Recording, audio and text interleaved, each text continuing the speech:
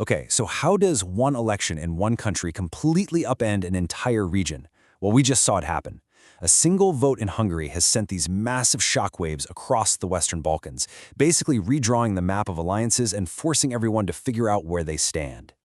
You see, for more than a decade, one leader's rule in Hungary didn't just define his own country, it pretty much set the political weather for all of his neighbors.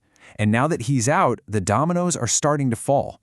We're going to break down exactly how this one election is reshaping Southeast Europe right now as we speak.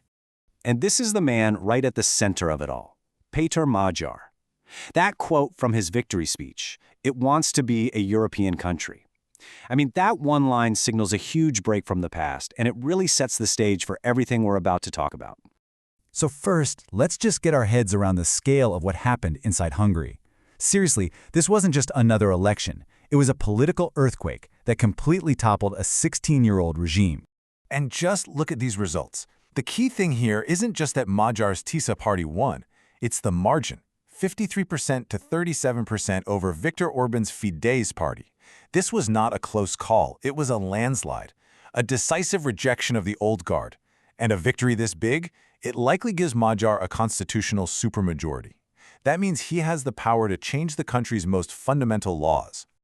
And Magyar didn't waste any time. He immediately signaled a complete 180. He's talking about repairing those really frayed ties with the European Union, cracking down on corruption, and bringing back the rule of law.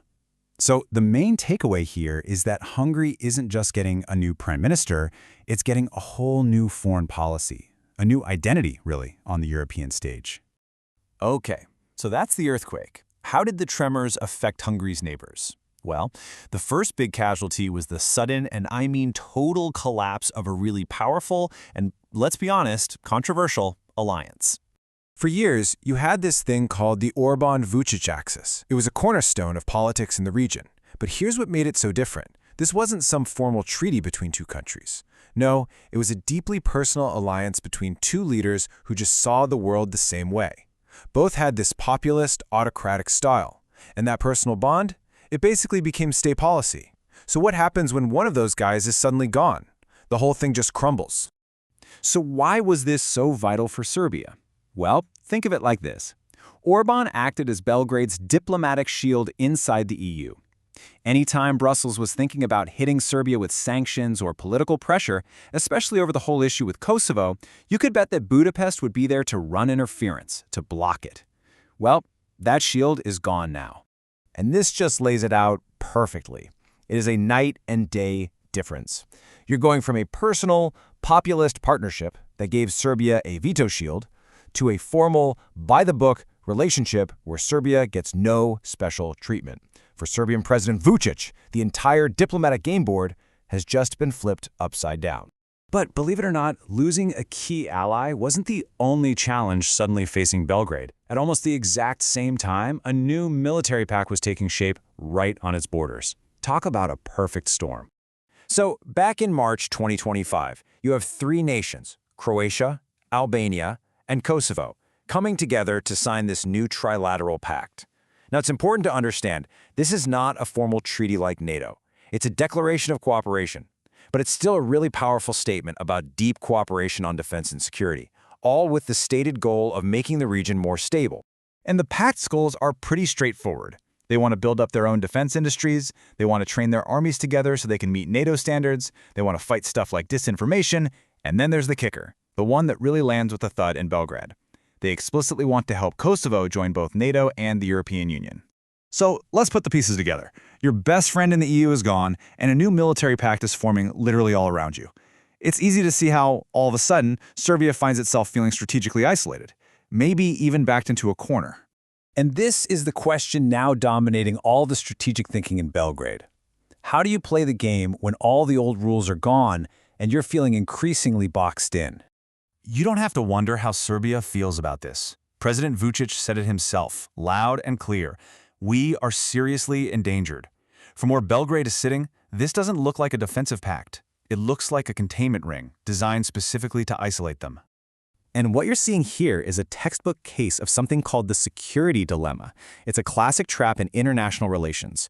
One country makes a move to feel more secure, but its neighbor sees that move as a threat. So the neighbor beefs up its own military, which then makes the first country feel even less secure. It's a dangerous, vicious cycle of mistrust and escalation. Which brings us to the final and most important question.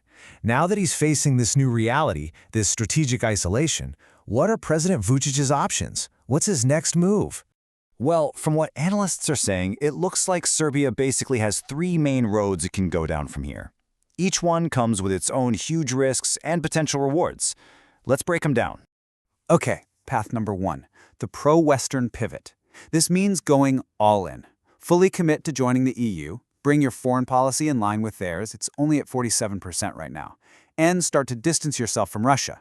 This is the clearest path to integration, for sure. But the political risk at home, it's massive. He could lose his whole nationalist base. Path number 2 is basically to stick with what's worked in the past. Transactional ambiguity. Continue that multi-vector foreign policy, trying to balance relationships with the EU, Russia, China, Turkey, playing all sides to get the best economic deals. The problem is, in the world we live in today, that balancing act is getting way more costly and a lot less effective. And then there's the third path, which is to just lean right into that security dilemma we talked about. This means you respond to those perceived threats with more military might. You accelerate militarization, you pump up the defense budget, and you start buying advanced weapons from anyone who will sell them, be it France, China, or Russia.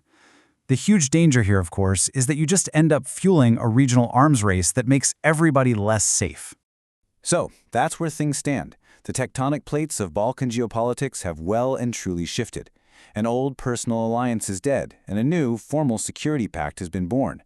The big question now is, will all this change push the region towards greater stability and integration with Europe, or will it trap it in a new, dangerous cycle of suspicion, arms races, and maybe even conflict? The next move is Serbia's.